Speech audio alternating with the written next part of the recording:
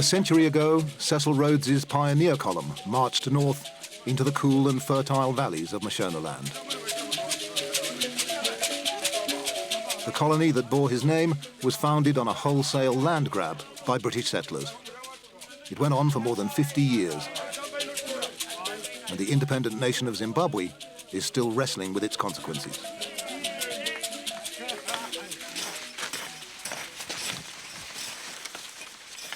Like millions of other Zimbabweans, Ephraim Nyakajura and his family just scratch a living on an overcrowded plateau. The soil is thin and sandy here, but Ephraim remembers the valley where he grew up. Rich land, well watered with space to spare, and the day in 1944 when British soldiers came to take it. Takatambudzika kwazvo. Takazwa kutambudzika pakati pehana yedu kuti manje muno ndo mandakaberekerwa munyika yangu. Zvino kwandakuendeswa ndakundosemuranda murombo kana kuti ndawamba mnasi kubva kune imwe nyika handichange munhu munoba ndamutsva. Matairima mpunga uchinzisiya zvese izvo uende. Kuno kuenda hauna kuchazva kuti unondogara upenyu hwakaita sei. Zvakatinetsa chaizvo pari kubvunzwa ipapo takatambudzika. It's more than 50 years since Ephraim Nyakajura was thrown off his ancestral lands.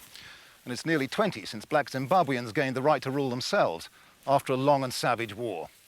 But still today, nearly 9 million of them are crammed together on the exhausted soil of these communal lands, while more than half the land area of Zimbabwe is owned outright by a mere 4,500 white farmers.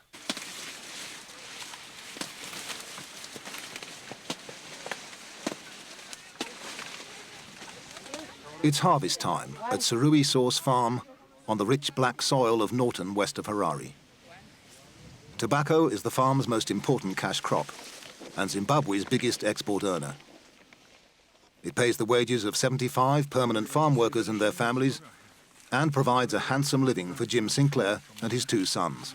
We're going to spray for that? Yeah. That's Frogeye. That's Frogeye spot. So we've got to do something about that. Eh? Between them, Jim and the boys own 2 farms and lease a third. Yeah. Okay, Doug. Well, we'll see you. Okay. You come back for lunch? Yeah, I'll see you later. Bye. They're good farmers and they're proud of it.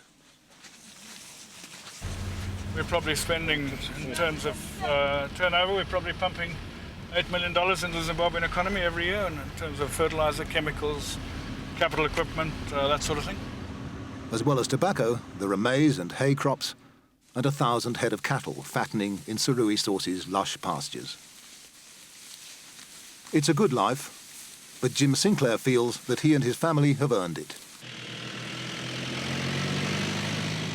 His father-in-law bought the land from another white settler in 1933.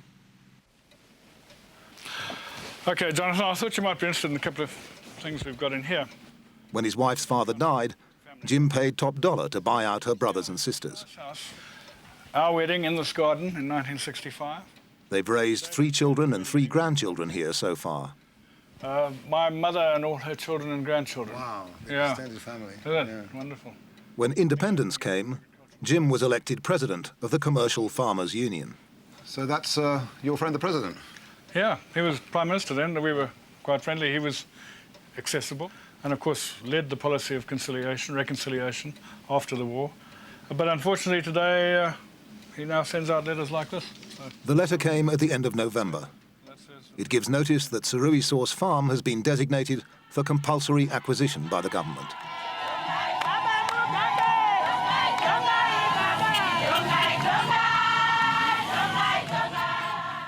Robert Mugabe is no longer Prime Minister.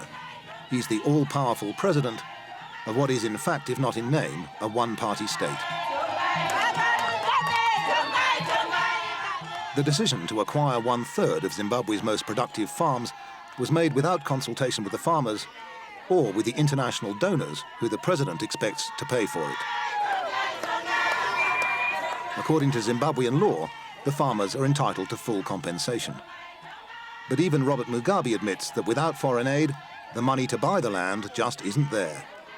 If necessary, he said, he'll take it anyway, and the British can pay the bills. We couldn't accept perpetual occupation of most of our fertile land by others and not by ourselves. That we objected to, and the British should know that. This is Zimbabwe. It cannot be an extension of Britain.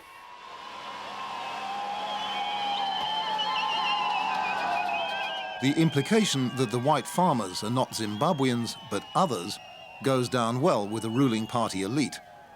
It's not so welcome to Jim Sinclair. Well, I don't know what he means by others. If he means I'm others, then I'd be interested to know what I am. I'm a Zimbabwean, born and bred. I was born here, lived here all my life, made a commitment to this country. How can you actually say to somebody, I'm going to buy your farm by law? The law says I've got to pay you for it, but I haven't got any money, so actually I'm not going to pay you for it. Now, have we got a government that's above its own law? Well, you know, constitutions can be amended any time by Parliament. The law can be changed any time by parliamentarians. The principle of acquiring land is the overriding principle. We want to follow the law, but whose law is it?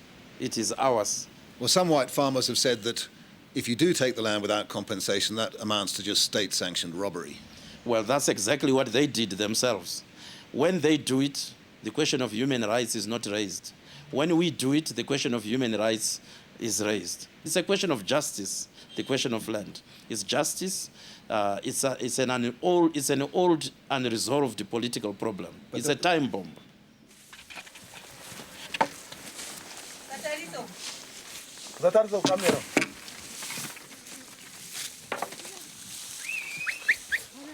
Bordering Jim Sinclair's land at Norton is the communal area of Mondoro, home to around 70,000 people and half as many cows.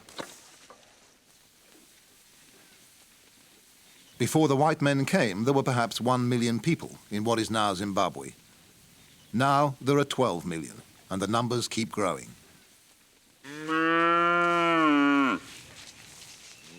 Tendai Masiwa has 7 cows of his own and 4 children.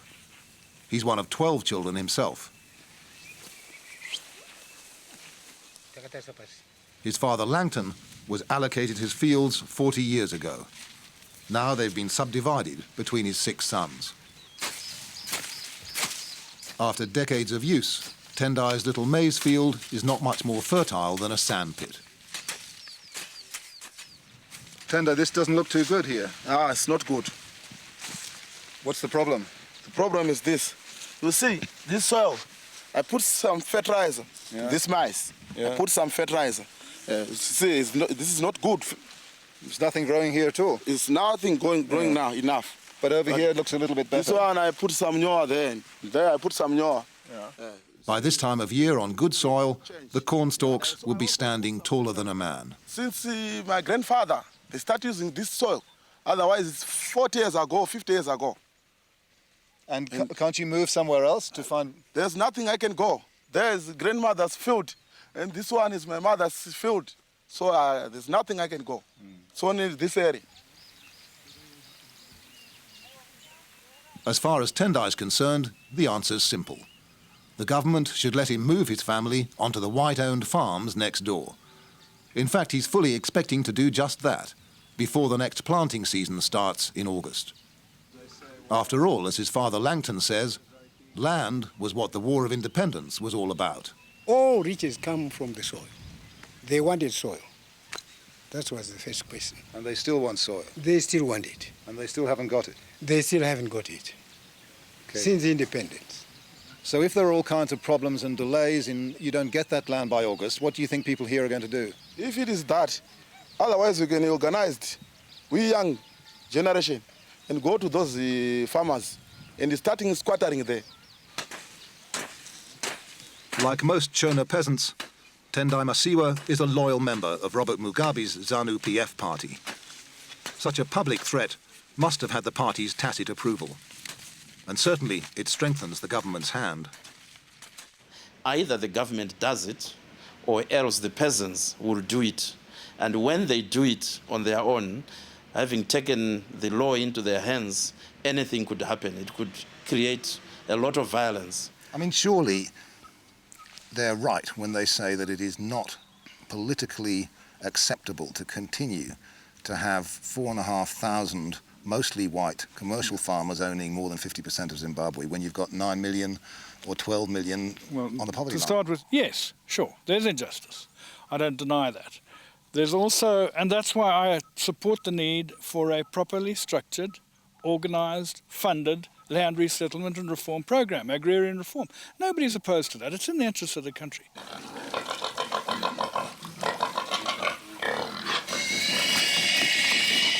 The problem, as Jim Sinclair sees it, is that the current programme is anything but structured, organised and funded. You see, the problem that we have is that this government's treating this issue as a political issue. It's not a political issue. We're talking about economics, exports, feeding people, employing people, and this piggery is a good example of that. Because he owns the land, Sinclair has been able to borrow funds to finance improvements like his piggery. But the peasants won't have private title, so the banks won't lend them money.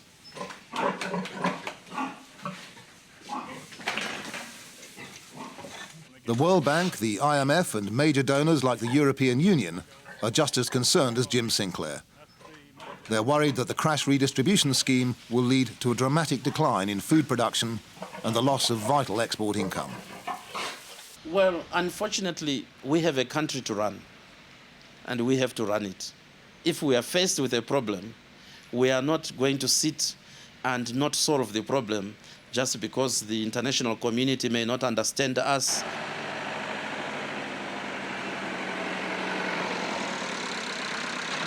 There's another group of people who don't understand.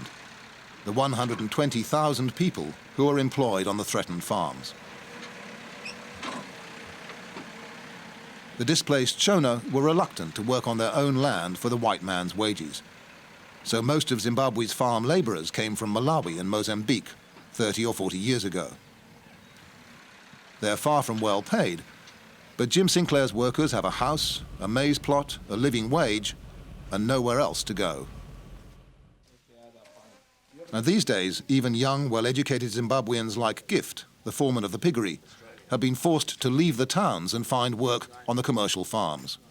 Has anybody come and told you what's going to happen to you? No, no so far. The government is just silent so far. So, if this goes ahead, you lose your house. Certainly I'm going to. You lose your income. Yes. What would happen to you if you went to Harare? Well, I'm going to struggle then. That's what it means.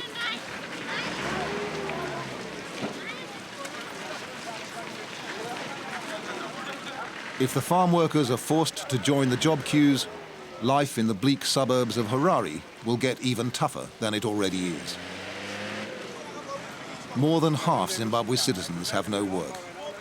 And with interest rates at 35%, there are few investors rushing to create new ones. Inflation is over 20%.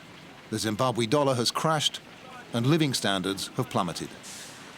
It's in the cities and not on the land that the real time bombs are ticking.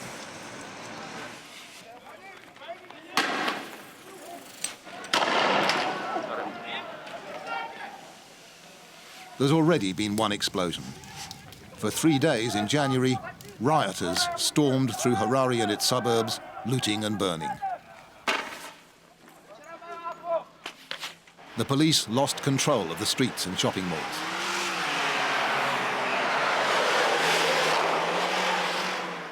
The riots were set off by huge tax hikes and a jump in the price of basic staples like maize meal and cooking oil.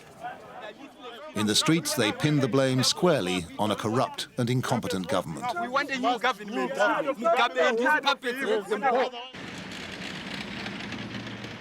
For the first time since independence, Robert Mugabe was forced to send the army into his own Shona heartland. But he hasn't accepted the blame for the price rises. Instead, his government has tried to play the race card again. We have 4 big millers in this country. They increase their prices one day with the same percentage. And as you know, our economy is owned about 95% by the white community in this country or by foreign company owners. So when we talk of the white community, that's precisely what we mean. So it is, in a sense, a white conspiracy? Yes. The white farmers and some of the white producers or businessmen will be very happy that we are in a fix. On the Sunday after the riots in the beer halls of the black suburbs, we found the government's attempt to blame the whites got short shrift. It was not an opposition party, it was not the white people who caused that, whoever is no. It's only we people who thought of that. We wanted to show the government that we dislike that what they did. We can't say it's a word, man, because, yeah, things can go up. And just like you have your own company, and then, yeah, the government says, okay, we raise the taxes. How much you pay for the company. For you to get that money, it means you have to raise your things as well. So we cannot say, we blame the government for that.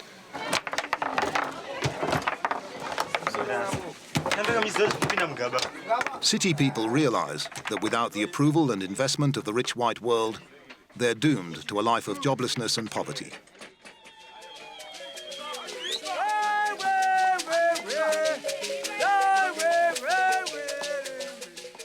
But out in the rural areas where ZANU still has a powerful hold, it's land that's always been the linchpin.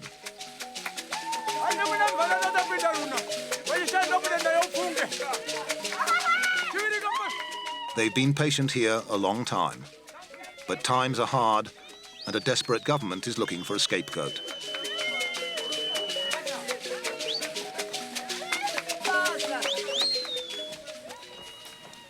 Look at that. No, that looks great, darling. Yeah. Super. Well done. Right. Anne and James Sinclair are not racists, but it's even harder for them than it is for us to escape the reality of history. Their comfortable Western lifestyle is based, like Australia's, on a British imperial land grab. Mr. Mugabe says you should all go home. You've got anywhere to go. This is home. Yeah. It's the only home I've ever known. I don't know any other. But unlike white Australians, white Zimbabweans are a tiny and rich minority, surrounded by 12 million impoverished descendants of those from whom their grandparents took the land.